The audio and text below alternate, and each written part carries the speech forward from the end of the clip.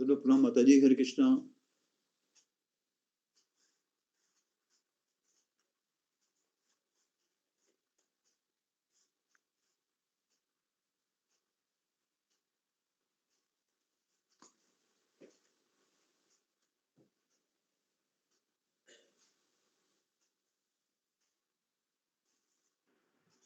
हरे कृष्णा। सब वैष्णव भक्तों को मेरा दंडवत प्रणाम।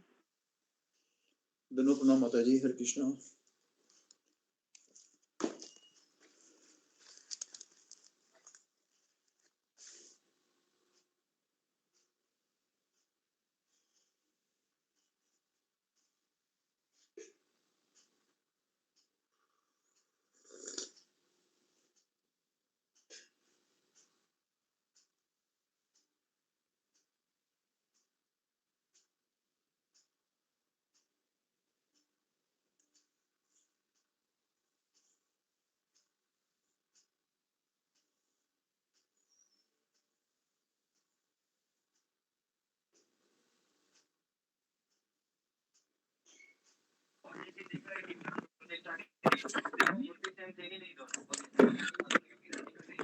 दोनों प्रणाम हरे प्रभु जी, दोनों प्रणाम सभी भक्तों को दोनों हरे प्रणाम। कृष्ण प्रभु जी दानव प्रणाम। हरे कृष्ण माता जी दानव प्रणाम। सभी भक्त को दानव प्रणाम।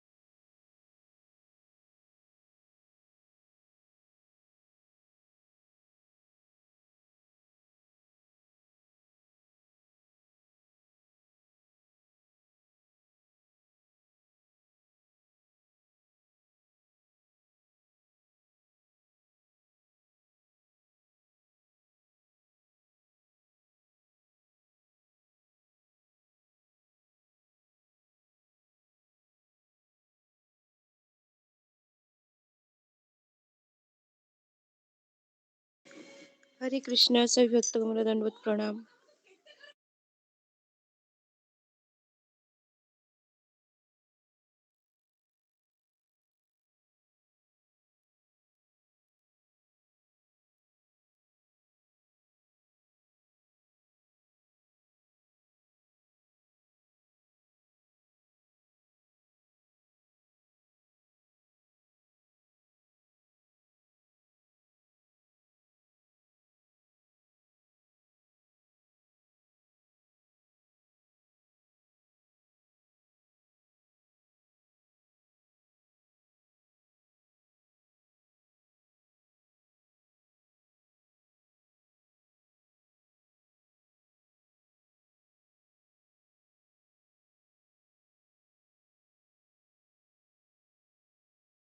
ओके। हरे कृष्ण। हरे कृष्ण कृष्ण। दोनों प्रणाम गुरु जी, हरे कृष्ण गुरु जी। प्रणाम। हरे कृष्ण गुरु जी दंडवत प्रणाम। सभी भक्त हरे चरणों में कृष्ण गुरु दंडवत जी प्रणाम। दानव प्रणाम। सभी भक्त हरे को कृष्णा दानव गुरु जी प्रणाम। दंडवत प्रणाम। हरे कृष्ण। हरे कृष्ण। ओके, तो शुरू करते हैं। तो ओम अज्ञानतिमिरन्धस्य ज्ञानांजनशलाकया चक्षुरुन्मीलितं येन तस्मै श्री गुरुवे नमः। तो कल का जरा पढ़िए अशोक चावला प्रभु, कल हमने क्या रिकैप किया था? जी गुरु जी, कल 17 श्लोक से शुरू किया था कि पृथ्वी के बोझ का कारण असुरी राजाओं का शासन था। असुरी लोग शासन से, असुरों के लोगों के शासन से दुखी होकर ब्रह्मा जी के पास गाय के रूप में पृथ्वी गई, क्योंकि गाय असहाय होती है। प्रभुपाद जी कहते हैं कि संसार में बहुत लोग ऐसे हैं जो भगवान को स्वीकार नहीं करते, तो वह बोझ बन जाते हैं। जैसे प्रभुपाद जी भी इंदिरा गांधी के पास गए थे। इंदिरा गांधी ने जो जनसंख्या कम करने के लिए इंदिरा गांधी ने अपना एक अभियान चलाया था नसबंदी का, तो उसको पूरा करने के लिए बहुत से सन्यासियों की भी उन्होंने नसबंदी कर दी थी। ऐसे लोग पृथ्वी पर बोझ बनते हैं। जो जनसंख्या से पृथ्वी को बोझ नहीं लगता, बल्कि पापियों को पाप से पृथ्वी को बोझ होता है। ब्रह्मा जी सभी देवताओं को लेकर क्षीर सागर में विश्राम कर रहे विष्णु जी के पास गए थे। भगवान जी ने कहा कि वह पृथ्वी का भार कम करने के लिए अपनी शक्ति द्वारा पृथ्वी पर जन्म लेंगे। तुम सभी देवी देवता यदुओं के परिवार में उनके पुत्र पौत्र के अंश रूप में अवतीर्ण होना। सर्वशक्तिमान भगवान कृष्ण वासुदेव के पुत्र के रूप में स्वयं प्रकट होंगे। नहीं, वो मत पढ़िए, पॉइंट पढ़िए, पॉइंट। पॉइंट ही पढ़ रहा हूँ कल गुरुजी। हमने पॉइंट ही पढ़ रहे हो, तो नंबर 1 नंबर 2 भी होना चाहिए। नंबर मैंने वो उसमें सर्कल किए हुए हैं बस। नंबर ओके, तो कितने, एक मिनट, किसने लिखा है नंबर 1 नंबर 2? जरा पढ़िए, किसने लिखा है? पॉइंट लिखे हुए हैं गुरुजी। मैं पढ़ूँ क्या? पढ़ो, नंबर 1 नंबर 2 ऐसे पढ़ो, रेखा भंडारी। पॉइंट श्लोका 17 पॉइंट नंबर 1 बोझ का कारण है असुरी राजाओं का शासन। पृथ्वी माता गाय का रूप लेती है क्योंकि गाय असहाय होती है। बोझ वो ही होता है जब हम भगवान के अस्तित्व को स्वीकार नहीं करते।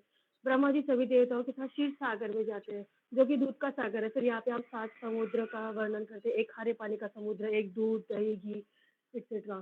फिर सेकंड पॉइंट भगवान विष्णु की पूजा की उन्होंने। ब्रह्मा जी समाधि में गए। देवी देवता अपने अंश के रूप में सब अवतरित होते हैं। तीसरा पॉइंट 24 श्लोक ब्रह्मा जी ने शिरोदशाही विष्णु को अपनी बात कही और भगवान के द्वारा उनको मैसेज आया।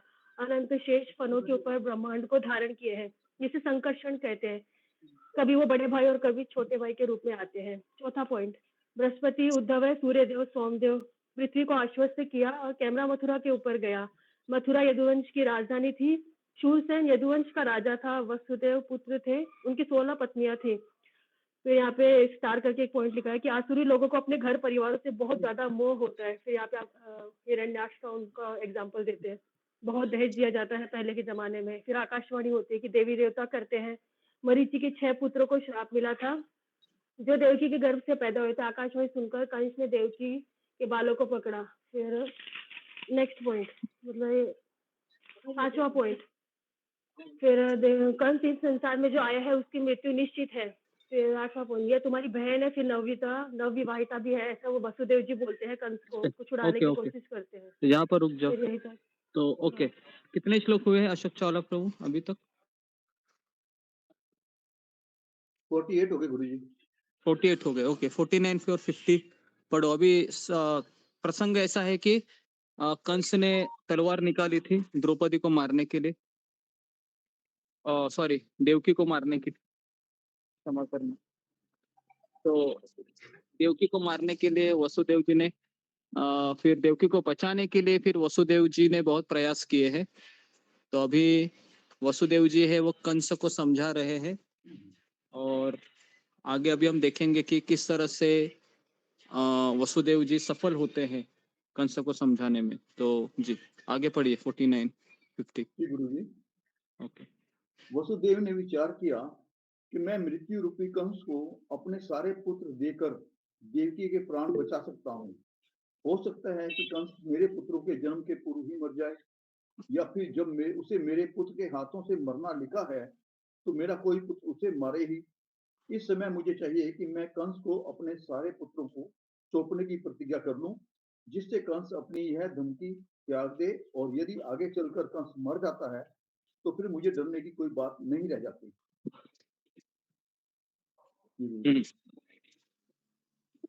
आगे पढ़ो, आगे 51। जब किसी अदृश्य कारण से आग लकड़ी के एक टुकड़े से लपक कर दूसरे खंड को जला देती है तो उसका कारण प्रारब्ध है। इसी तरह जब जीव एक प्रकार का शरीर स्वीकार करके दूसरे का परित्याग करता है तो उसमें अदृश्य प्रारब्ध के अतिरिक्त अन्य कोई कारण नहीं होता। नेक्स्ट है 52। इस तरह इस विषय पर अपनी बुद्धि से भरपूर विचार करने के बाद वसुदेव ने पापी कंस के समक्ष बड़े ही आदरपूर्वक अपना प्रस्ताव रखा। वसुदेव का मन चिंता से पूर्ण था क्योंकि उनकी पत्नी संकट में थी, किंतु क्रूर, निर्लज तथा पापी कंस को प्रसन्न करने के उद्देश्य से बनावटी हंसी लाते हुए वे इस प्रकार बोले। वसुदेव ने कहा, हे भद्रश्रेष्ठ, तुमने अदृश्यवाणी से जो भी सुना है, उसके लिए तुम्हें अपनी बहन देवकी से तनिक भी डरने की कोई बात नहीं है। तुम्हारी मृत्यु का कारण उनके पुत्र होंगे। अतः मैं तुम्हें वचन देता हूँ कि जब उसके पुत्र उत्पन्न होंगे, जिससे तुम्हें डर है, तो सबको लाकर मैं तुम्हें सौंप दूंगा। श्री सुखदेव गोस्वामी ने आगे कहा, कंस वसुदेव के तर्कों से सहमत हो गया और वसुदेव के वचनों पर पूरा भरोसा करके उसने अपनी बहन को मारने का विचार छोड़ दिया। वसुदेव ने कंस से प्रसन्न होकर उसे और भी सांत्वना दी और अपने घर में प्रवेश किया। यहाँ पर तत्पश्चात ओके, जी यहाँ जी पर 49 से मैं पढ़ रहा हूँ। तो जी जी श्लोक क्रमांक 49 में जी 49 और 50, उसके पहले 48 में चर्चा की थी कि यदि उद्यम करने पर भी मृत्यु को टाला नहीं जा सके तो मृत्यु को वरण करने वाला मनुष्य अपराधी नहीं है। तो कल हमने इसके ऊपर चर्चा की थी कि व्यक्ति को अपनी जान बचाने का प्रयास करना चाहिए। अगर उसके ऊपर कोई आक्रमण करता है तो बहुत जरूरी है कि उसको अपना स्वयं का रक्षा करना चाहिए। ये हमने कल चर्चा की थी। और श्लोक क्रमांक 49 और 50, इसमें अभी वसुदेव ने विचार किया कि कंस को अपने सारे पुत्र देकर देवकी के प्राण बचा सकता हूं मैं, क्योंकि अभी उसके देवकी की रक्षा उसकी जिम्मेदारी थी। तो वसुदेव जी ने बहुत सोचा कि कंस की यही इच्छा थी ना कि 8वां पुत्र मारे, तो उसको पुत्र से भय था, देवकी से भय नहीं था। तो इसके लिए कंस मेरे पुत्रों के जन्म के पूर्व ही मर जाए, ये भी हो सकता है ना। या फिर जब उसे मेरे पुत्र के हाथों से मरना लिखा है तो मेरा कोई पुत्र उसे मारे भी दे। या इस समय मुझे चाहिए कि मैं कंस को अपने सारे पुत्रों को सौंपने की प्रतिज्ञा करूं। तो इस तरीके से फिर वसुदेव जी ने सोचा कि मैं अपने पुत्र कंस को देता रहूंगा ताकि देवकी की जान बचाया जा सके। तो इस तरीके से है ना, वसुदेव जी कंस को वचन देते हैं। तो यहाँ पर पहला पॉइंट लिखिए कि वसुदेव जी है वह कंस को वचन देते हैं कि मेरे जितने भी पुत्र जन्म लेंगे मैं तुमको सौंप दूंगा। ओके, तो यहाँ पर वसुदेव जी इस तरह से वचन देते हैं कंस को।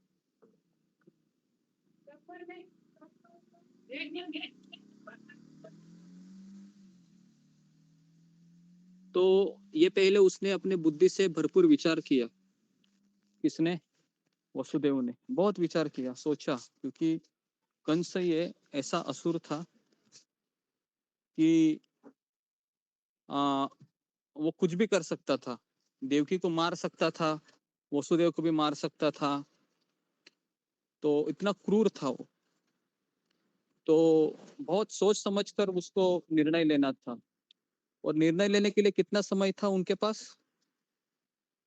ज्यादा समय नहीं था, केवल 1 मिनट भी नहीं था, क्योंकि कंस के हाथ में नंगी तलवार थी, दूसरे हाथ से उसने देवकी के बाल पकड़े थे और उसने उस तलवार को भी उठाया था हवा में। और कितना समय था? कोई समय नहीं था।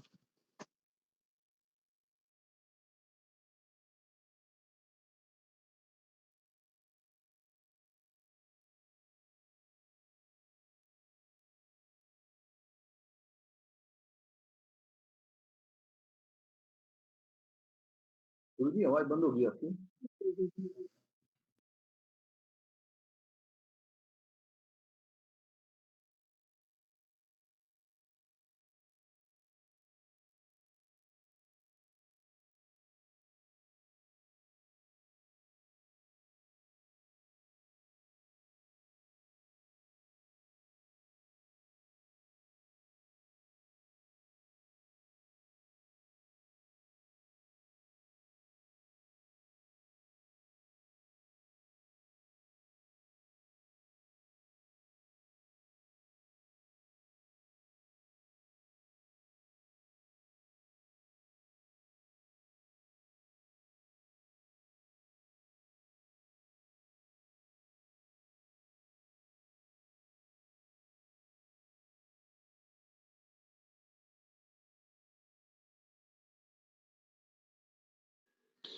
सभी प्रसिद्ध वैष्णव भक्तों को हरे कृष्णा। आपके चरणों में कोटि कोटि दंड प्रणाम।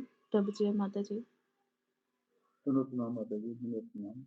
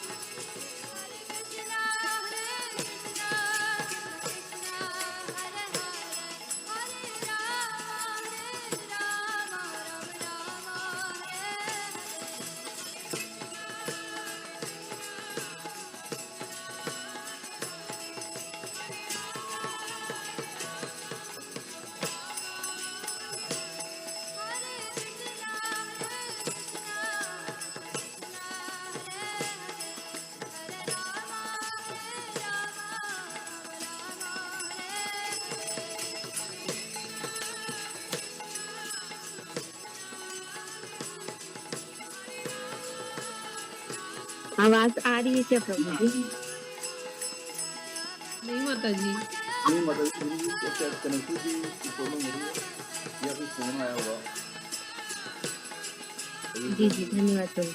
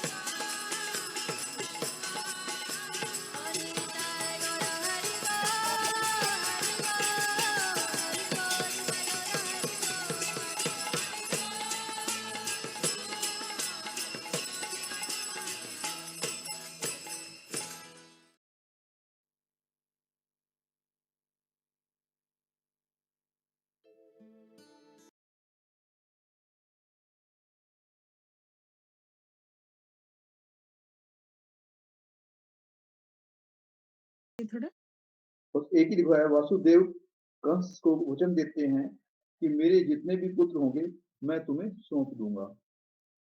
जी जी धन्यवाद प्रभु जी। धन्यवाद माता जी।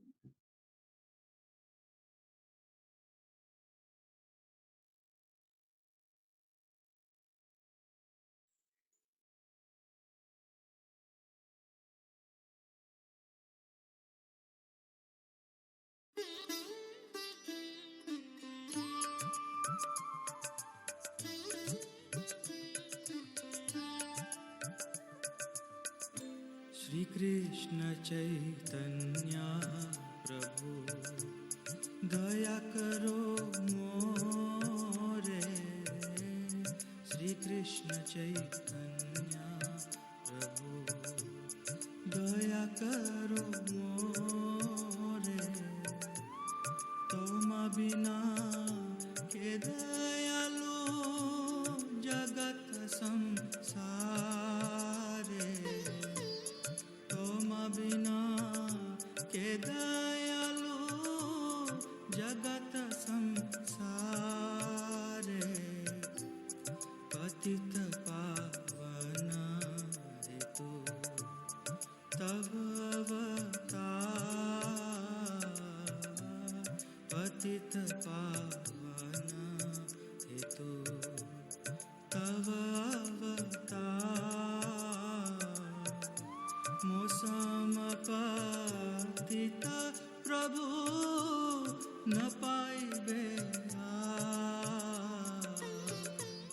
मौसम पतित प्रभु न पाइबे आर। श्री कृष्ण चैतन्य प्रभु दया करो मोरे। श्री कृष्ण चैतन्य प्रभु।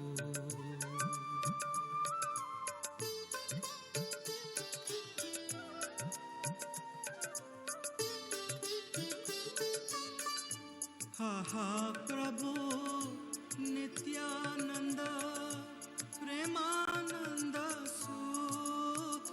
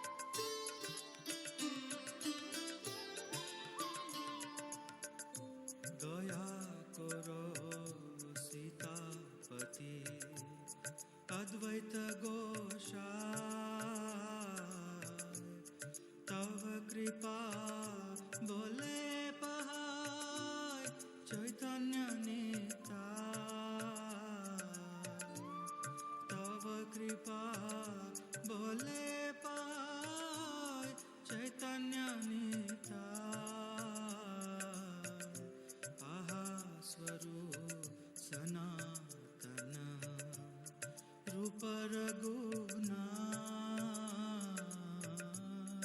आहा स्वरूप सनातन रूप रघुना भट्ट जुगा श्री जीव प्रभु लोकना भट्ट जुगा श्री जीव प्रभु लोकना श्री कृष्ण चैतन्य प्रभु दया करो मोरे ज्वाइन कर रहे हैं गुरु जी, इंटरनेट चला गया था।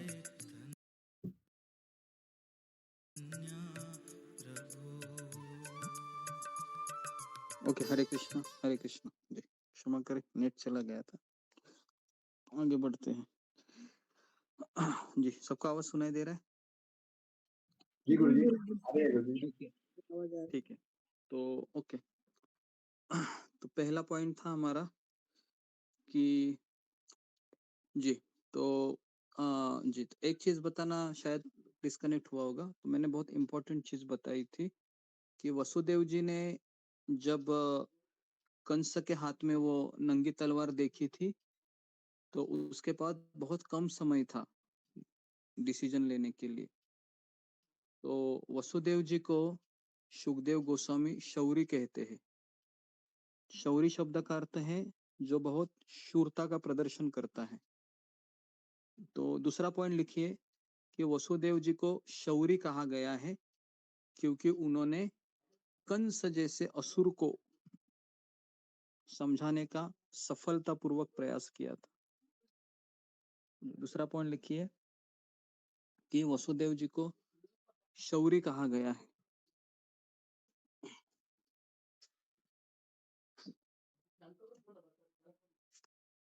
क्योंकि उसने कंस जैसे असुर को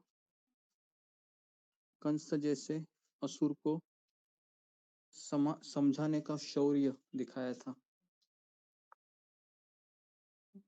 क्योंकि उसने कंस जैसे असुर को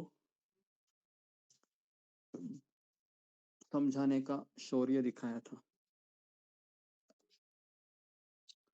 जी, तीसरा चीज यहाँ पर हमको ये समझ में आता है वसुदेव जी का कि वसुदेव जी वो कभी नकारात्मक नहीं सोचते हैं।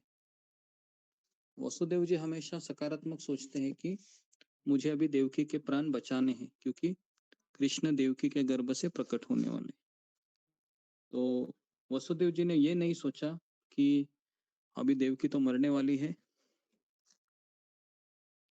मैं अगली शादी का सोचता हूँ। तो वसुदेव जी ने ये भी नहीं सोचा। वसुदेव जी ने ये भी नहीं सोचा कि मेरा क्या हाल होगा, कंस मेरा क्या हाल करेगा देवकी को मारने के पश्चात, ये भी नहीं सोचा। तो तीसरा पॉइंट लिखिए कि वसुदेव जी पूर्ण रूप से भगवान के ऊपर आश्रित थे। वसुदेव जी पूर्ण रूप से भगवान के ऊपर आश्रित थे।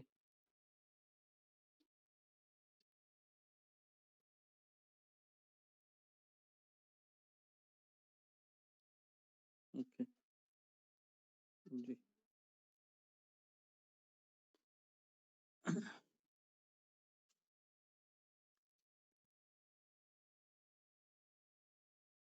ओके,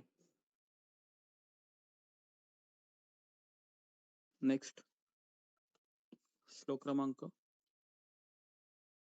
53।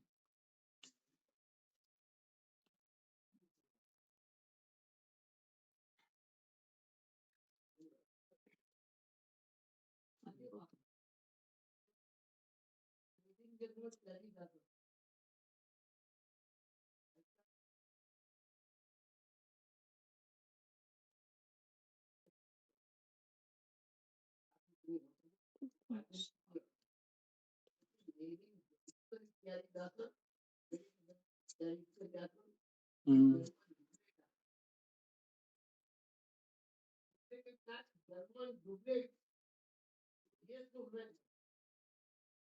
ओके। तो वसुदेव ने फिर कंस से कहा कि तुमने अदृश्यवाणी से जो भी सुना है, इसके लिए तुम्हें अपनी बहन देवकी को तनिक भी डरने की कोई बात नहीं। तो यहाँ पर कंस को वसुदेव जी कहते हैं कि तुम्हें देवकी से डरने की कोई आवश्यकता नहीं। तुम्हारी मृत्यु का कारण उसके पुत्र होंगे, तो मैं तुमको वचन देता हूँ कि भविष्य में जो भी पुत्र होंगे जिनसे तुम्हें डर है, वे मैं सब तुम्हें लाकर सौंप दूंगा। तो यहाँ पर बहुत इंपॉर्टेंट चीज बता रहे हैं कि भविष्य में मुझे अगर कोई भी पुत्र होता है तो मैं वो आपको दे दूंगा। ओके जी। फिर कहते हैं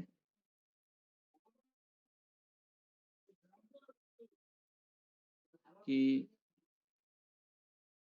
सुखदेव गोस्वामी ने आगे कहा, कंस वसुदेव के तर्कों से सहमत हो गया, क्योंकि वसुदेव जी ने अपनी जिंदगी में कभी झूठ नहीं बोला था।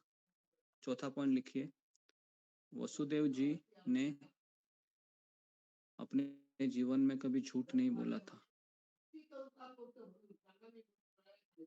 वसुदेव जी ने इसके लिए कंस उसके ऊपर भरोसा किए, कंस के ऊपर भरोसा किए।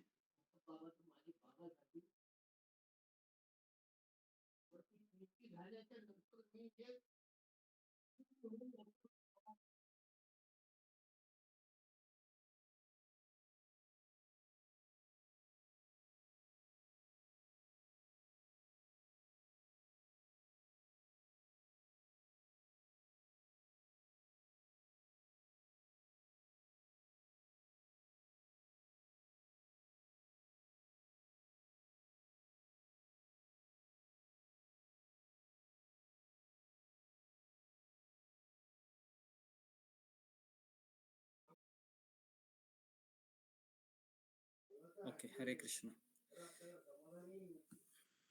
तो ओके, तो बेसिकली अभी सुखदेव गोस्वामी है वह परीक्षित महाराज को बता रहे हैं कि कंस सहमत हो गया, क्योंकि वसुदेव जी प्रसिद्ध थे कि कभी झूठ नहीं बोले थे जिंदगी में, और वसुदेव जी का कैरेक्टर बहुत अच्छा था।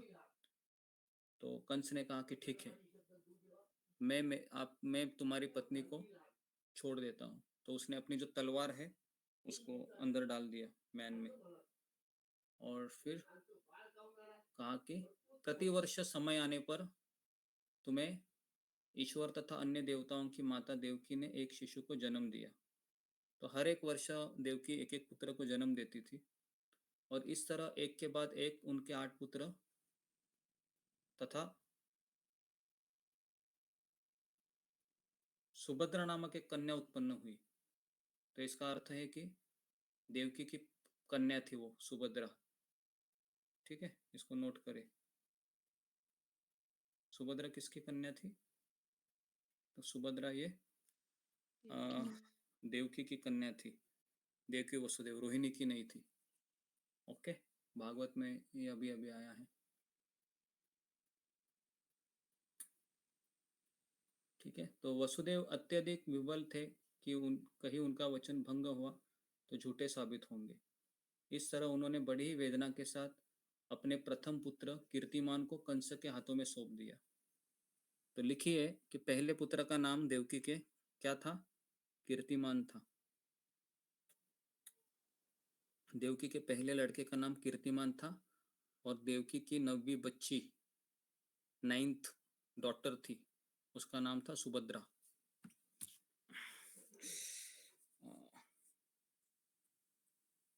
जी, श्लोक क्रमांक 58 पढ़ो, अशोक चावला पढ़ो।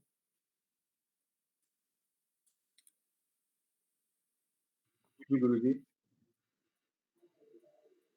वे साधु पुरुष जो सत्य पर अटल रहते हैं, उनके लिए क्या पीड़ादायक है। उन शुद्ध भक्तों के लिए जो भगवान को तत्व के रूप में जानते हैं, भला स्वतंत्रता क्यों नहीं होती? विमन चरित्र वाले पुरुषों के लिए कौन से कार्य वर्जित हैं जिन्होंने भगवान कृष्ण के चरण कमलों पर अपने को पूरी तरह समर्पित कर दिया है? वे कृष्ण के लिए भला कौन सी वस्तु नहीं त्याग सकते? नेक्स्ट 59। हे राजा परीक्षित, जब कंस ने देखा कि वासुदेव सत्य में स्थिर रहते हुए अपनी संतान उसे सौंपने में संभाव बने रहे, तो वह अत्यधिक प्रसन्न हुआ और उसने हंसते हुए यह कहा, 60।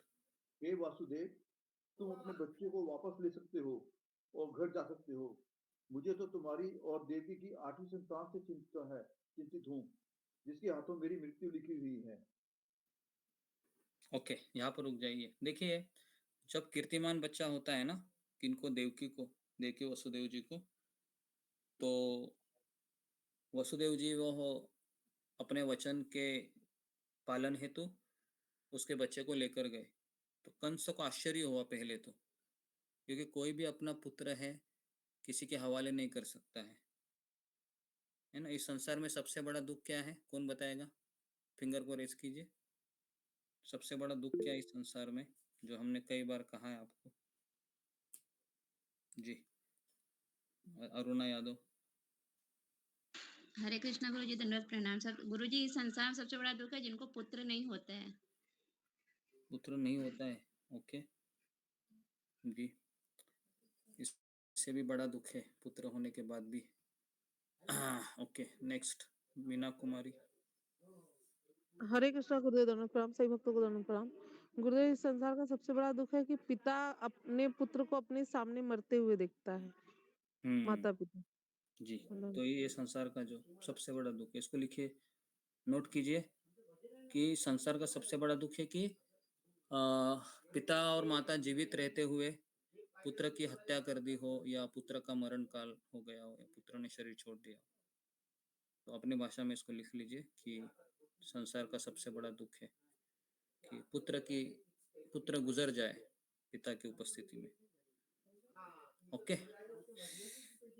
तो कंस को पहले तो आश्चर्य हुआ, फिर हंसा और कहा कि तुम अपने बच्चे को वापस ले सकते हो और घर जाओ। घर कौन सा रहेगा, जेल में ही जाना पड़ेगा। तुम्हारी और देवकी का 8वीं संतान से चिंतित हूँ जी, जिसके हाथों मेरी मृत्यु होने वाली। श्लोक क्रमांक 61। वसुदेव मान गए, अपना पुत्र घर वापस ले आए, किंतु कंस ये चरित्रहीन था और आत्मसंयम विहीन था। अतएव वसुदेव जानते थे कि कंस के शब्दों का कोई भरोसा नहीं।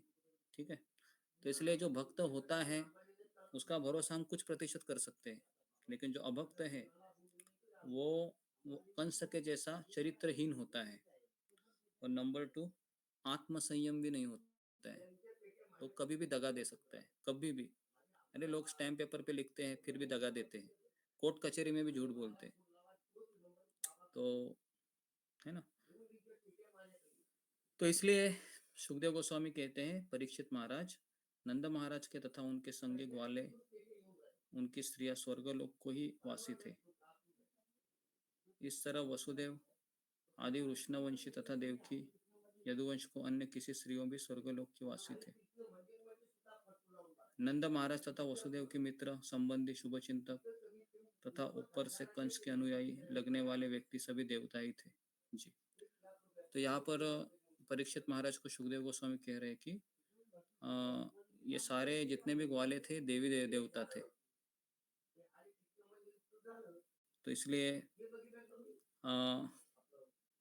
वसुदेव जी भी स्वयं भगवान के ही पार्षद थे, देवकी भी भगवान की पार्षद थी, और जितने भी यदुवंश में लोग थे भगवान के अनुसार उन्होंने उसमें जन्म लिए थे, देवी देवताओं ने। जी, 64 पढ़िए अभी अशोक चौहान। एक बार नारद मुनि कंस के पास गए और उसे यह बतलाया कि पृथ्वी के अत्यंत भार स्वरूप असुर व्यक्तियों को किस प्रकार वध किए जाने वाला है। इस तरह कंस अत्यधिक भय तथा संशय में पड़ गया। नेक्स्ट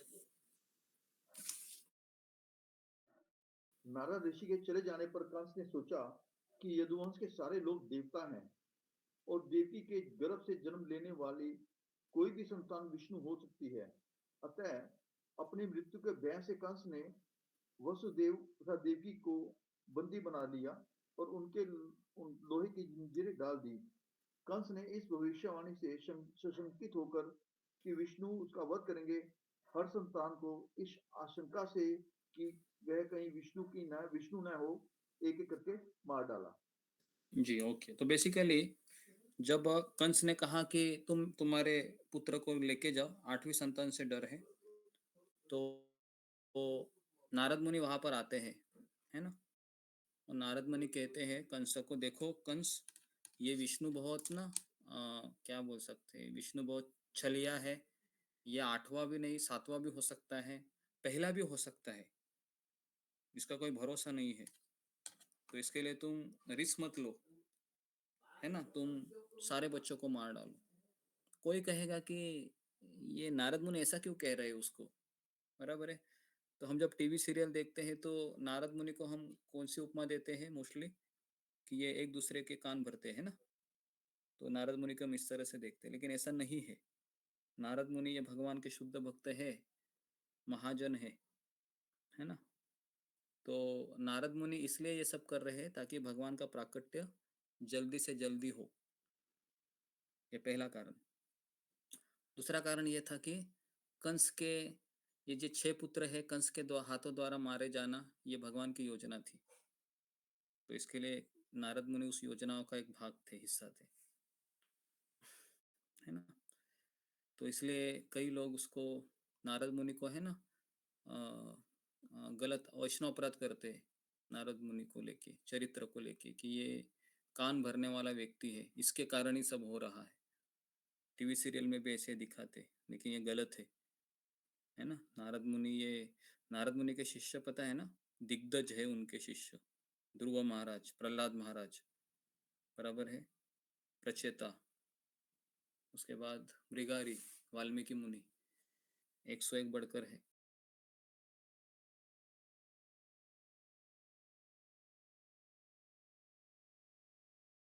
तो फिर नारद ऋषि के कहने पर कंस बहुत चौकन्ना हो गया, और फिर क्या किया उसने, तो ओके, तो श्लोक क्रमांक 67 पढ़िए। इस पृथ्वी पर इंद्रिय तृप्ति के लालची राजा प्राय सदा अपने शत्रुओं को अंधाधुंध वध करते हैं। वे अपनी सनक की पूर्ति के लिए किसी का भी, यहाँ तक कि अपनी माता, पिता, भाइयों या मित्रों का भी वध कर सकते हैं। नेक्स्ट। पूर्व जन्म में कंस कालनेमी नाम का महान असुर था और विष्णु द्वारा मारा गया था। नारद से यह जानकर कंस यदुवंश से संबंधित हर किसी से द्वेष करने लगा। जी, ओके। तो देखिए, पहले तो 67 में ये बताया गया है कि इंद्रिय तृप्ति के लालच में कोई किसी को भी मार सकता है ना, माता पिता भाई मित्रों का भी वध कर सकता है। और हमने कलयुग में कई न्यूज़पेपर में पढ़ा भी है कि माँ अपने बेटे को मार दी, पति अपने पत्नी को मार दिया, भाई भाई को मार दिया। इंद्रिय तृप्ति के लालच में सब कुछ करते हैं। तो नारद मुनि कहते हैं कि तुम पिछले जन्म में कालनेमी नाम के राजा थे, तुम्हारी मृत्यु विष्णु ने की थी। तो इसलिए वह यदुवंश के हर व्यक्ति से द्वेष करने लगा, क्योंकि नारद मुनि से पता चला कि ये सब देवी देवता है, मुझे मारने के लिए आए हैं। ओके, नेक्स्ट 69 पढ़ो। उग्रसेन के अत्यंत बलशाली पुत्र कंस ने अपने पिता तक को, जो यदु, भोज तथा अंधक वर्षों का राजा था, बंदी बना लिया और शूरसेन नामक राज्यों को का शासन स्वयं चलाने लगा। ओके, नेक्स्ट पढ़ो।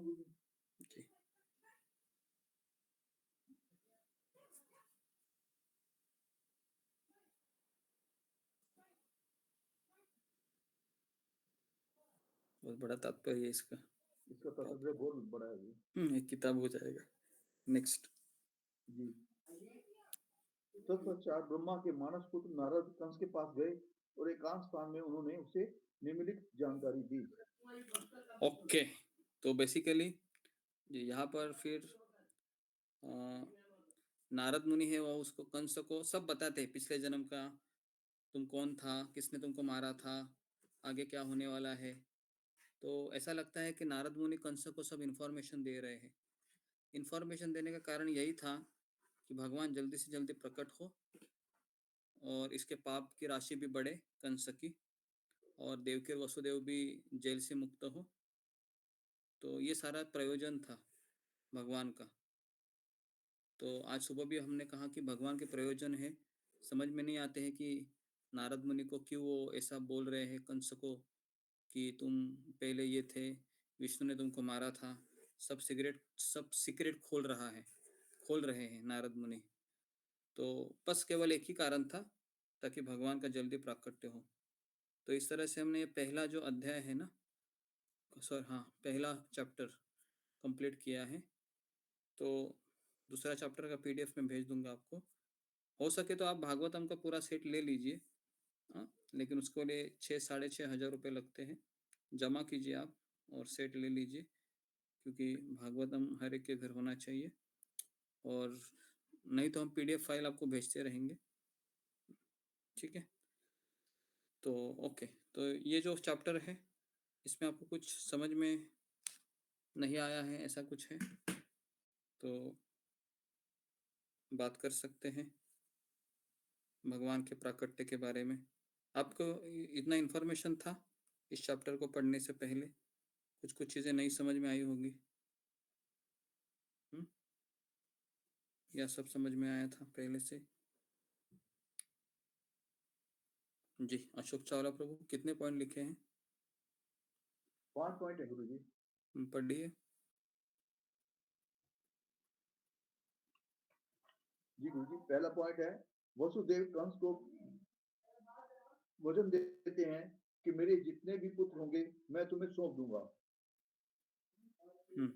वसुदेव को सुखदेव गोस्वामी शौर्य कहते थे, क्योंकि उन्होंने कंस जैसे असुरी व्यक्तित्व का सफलतापूर्वक समझाने का शौर्य दिखाया था। वसुदेव जी, तीसरा है जी, वसुदेव जी कभी नकारात्मक नहीं सोचते थे, पूर्ण रूप से भगवान पर आश्रित थे। चौथा है, वासुदेव जी ने अपने जीवन में कभी झूठ नहीं बोला था, इसलिए कंस ने उन पर भरोसा किया। देवकी के पहले पुत्र का नाम कीर्तिमान था। पांचवा है जी, संसार का सबसे बड़ा दुख अपने सामने अपने पुत्र को मरते हुए देखना है। ओके, चलो, वेरी गुड। तो ओके, तो हमारा पहला चैप्टर कंप्लीट किया है। तो टोटल इसमें 90 चैप्टर है ना। तो पूरा अगर हमको अच्छे से कृष्ण की लीला समझना है तो हम इसमें अच्छे से हमको लिखना है ना। हर एक को ग्रुप में भेजना है ना। जो नहीं भेजेगा ग्रुप में नोट्स, तो समझ में आएगा कि वो नहीं लिख रहा है। तो इस क्लास में वही व्यक्ति को आना है जो लिखेगा और पूरा ध्यान देगा, है ना। क्योंकि कई बार हम सुनते रहते हैं, लेकिन ये क्लास हम थोड़ा स्टडी क्लास ले रहे हैं। तो जितने भी लोग हैं 18-17, तो उन सबके नोट्स आने चाहिए ग्रुप में, है ना। अगर आपके पास अभी समय नहीं, लेकिन आपको रात के पहले लिख के उसमें डाल देना है, ठीक है। हरे कृष्णा ओके, तो गुरुजी। यहाँ पर मैं रुकता हूँ। हरे कृष्णा जी, गुरुजी, दंडवत प्रणाम। गुरुजी मैं अपनी भाषा में लिख रही हूँ तो।